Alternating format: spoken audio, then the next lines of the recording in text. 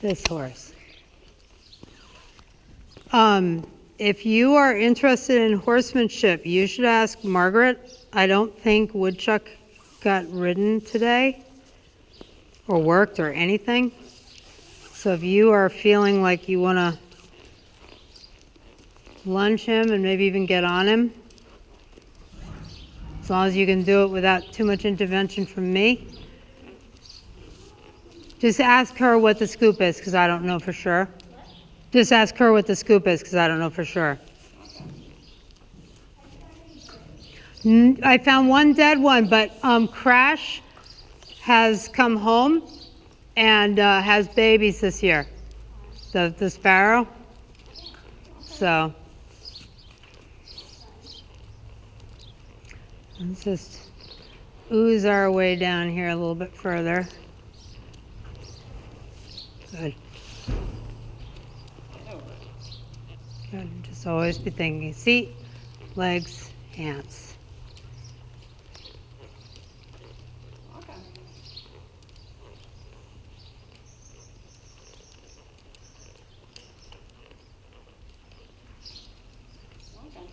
There we go.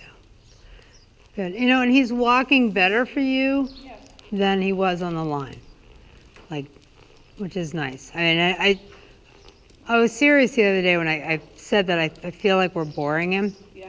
Like and I'm glad you came out and did stuff with the ball. Yeah. I think we should, you know, go ahead and set the pool noodle human up.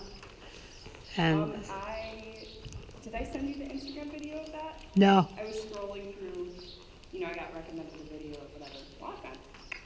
Oh, did you find somebody doing it? Yeah, and yeah. It was like 2 women. Oh, yeah, it is a tried and true 2-year-old exercise, like for 2-year-olds that you're backing, that you want to make sure they understand that if somebody falls off, they stop.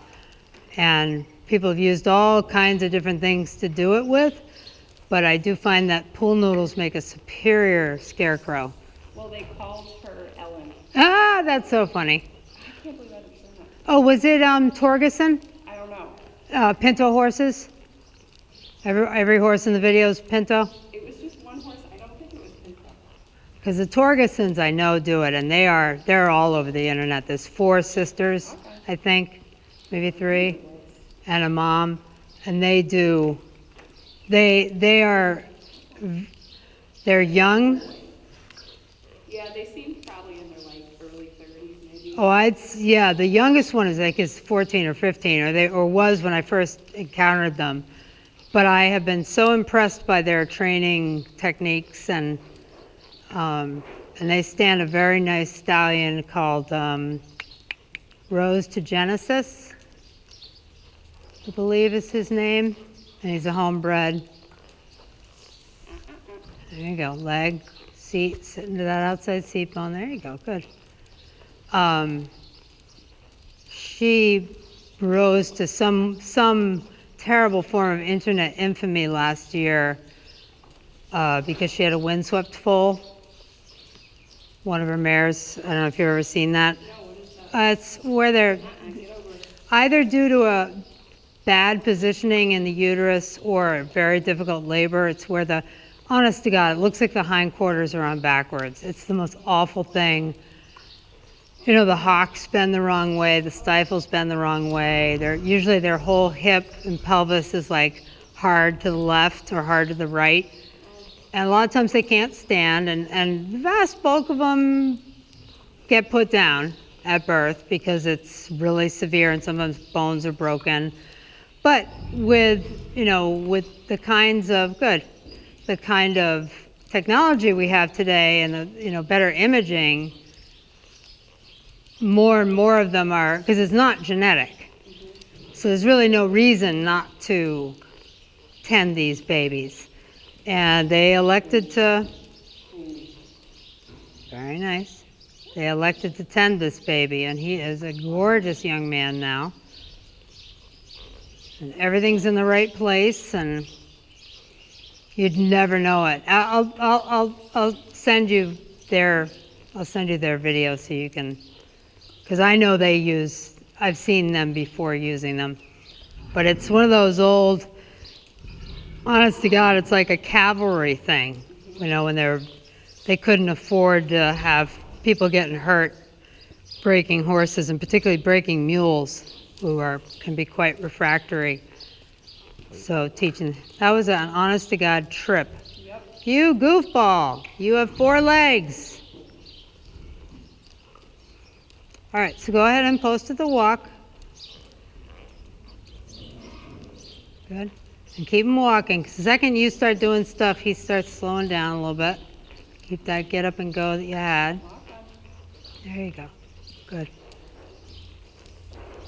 So the nice thing about the curb chain, is that it helps keep the bit a little bit steadier, even if your hands sometimes aren't. Oh, come on. This horse is ridiculous. Ninja. And it's all on film.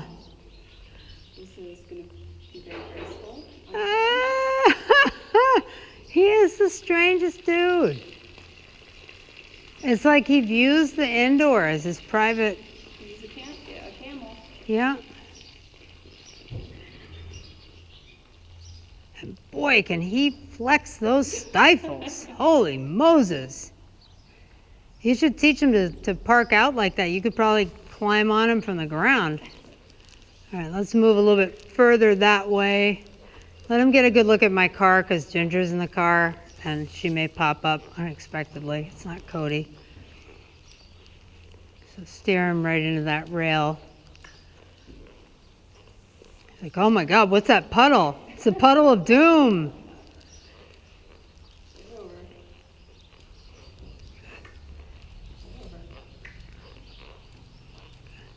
Good. Again, really thinking about elbows. And that's, so much of this is a loose rein and letting your elbows do the work for you. There you go. Good. And anytime that those little ears start to come up toward to try to pick your nose, that's a good time to close your leg on him. Because even if he trots off, as I've pointed out to you many times, you know how to trot. And he's just being obnoxious. I'll try to get him a little closer to the rail this time, because Ginger's actually in the window, so I want him to see her. Hi, George. It's funny, she's actually harder to see than Cody, because she's red. It's funny you say that, because I didn't notice her at all Yeah. until maybe 20 minutes ago. Yeah, so it may be that he can't see her. I know Cody sometimes, not so much him, but some of the horses react to Cody when he appears suddenly in the car window. Just like that. Good. Sit up. Sit up. Good. And pull. Pull. Good. Fine. Walk on. Walk Nothing. I was going to say keep going.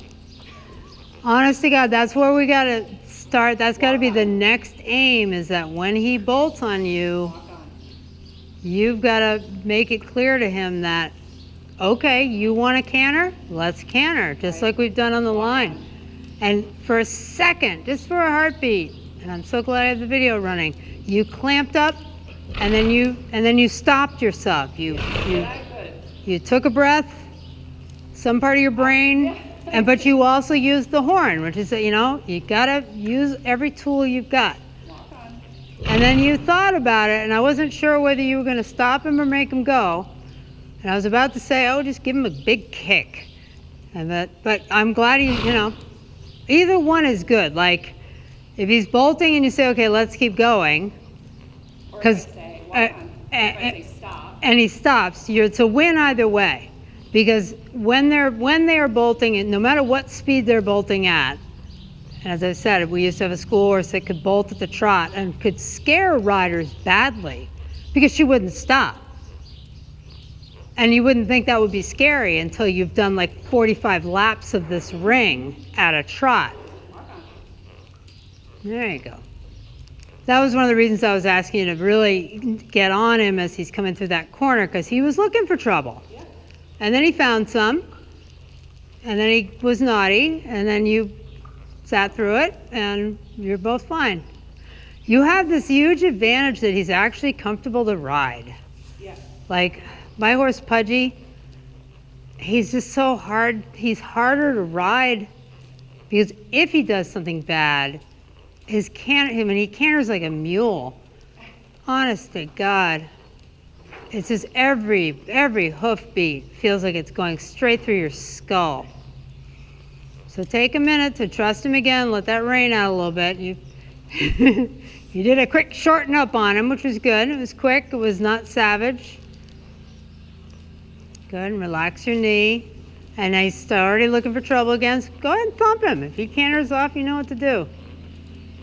Say, no, we're not gonna do that.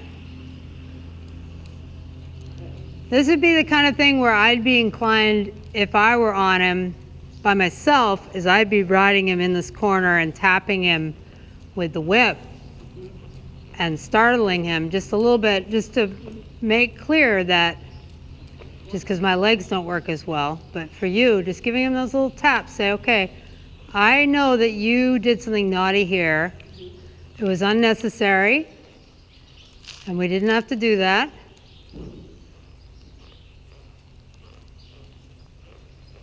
Good. Good. Stepping that outside seat bone. And I know it's funny because I was so worried about Ginger, but I didn't think about Janice and her manic mowing out there. But who knows?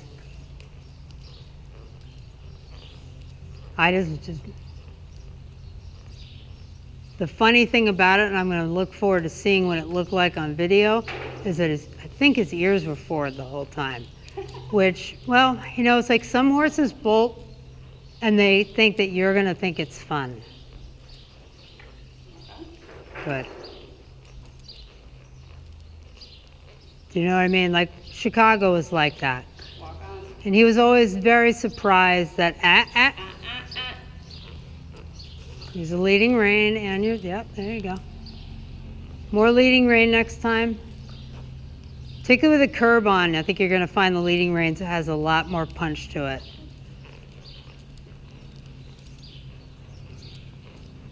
There you go.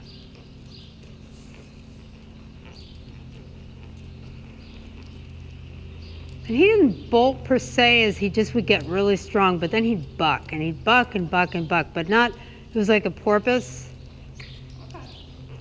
And it took me a long time to realize he wasn't trying to throw me off. But Ninja's never bucked me. yeah, don't say that out loud. Yeah. Leading rein now, so left rein out towards the wall. There you go. Yeah, start with the leading. Like I said, now that we've added the curb, if he's leaning a little too much to the inside, use that leading rein a little bit more aggressively.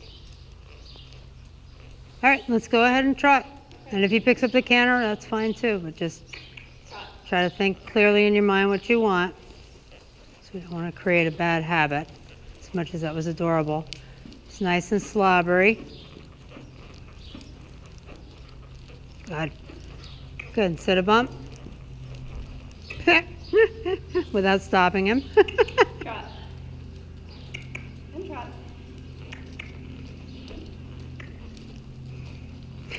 Trot.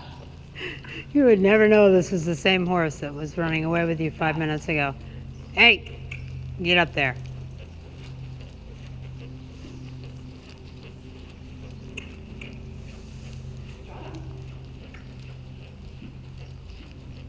There you go. Good. Good. And he wants to take the reins. Let him take the reins. Just keep him going. He's sloppy. His knees are going to be wet. It's good. What are you doing, you freak? He's like, I'm all tired now. How was hard work? Good. Good. So much better.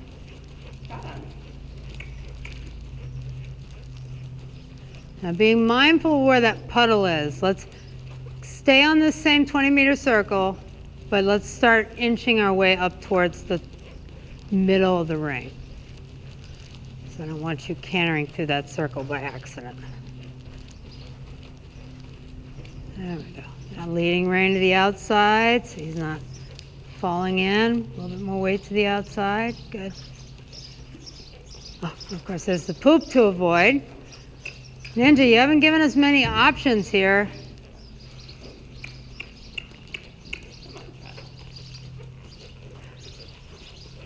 All right, and go ahead, since he's offering it, but it's going to be tricky. Go ahead and sit to this, but don't let him walk. Make it a little heavier, a little squarer, lean a little bit to the outside, relax your face. Good, good, soft. Squeeze and release it, steady. Just slowing down the front. Still want to trot. Right there, perfect. Just slowing, imagine you're slowing down the front and asking him to engage his hindquarters a little bit more. That's all. That's all we're doing here. There you go. A little slower. That's all right. Don't be frustrated with yourself. It's a tricky thing. And just going back and forth between posting and sitting so you don't get all jumbly. It's a good choice on your part. Good. Just start thinking about the speed you want. See it in your mind. Just think about the tempo. If you can find a song in your head that's got the tempo, that Happy Trails song always works. It's like learning CPR to the tune of Staying Alive. You can have a tempo playing in the back of your head so you know how fast his forelegs should be going, because he's really still kind of nipping along here. Suggest to me you're grabbing with your leg when you're asking him to slow to just try to loosen that lower leg. Squeeze and release with your fingertips. Stay steady. Right there. He's so quick. Oh, you are such a bugger. Let's try out of the walk. Just a little bit more. Good. You see the difference with the curb?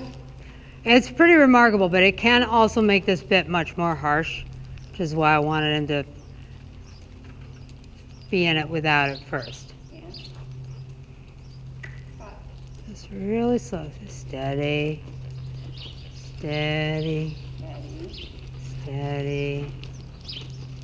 Steady. You know, to give him just enough rein, just enough leg. And it's like a magic trick.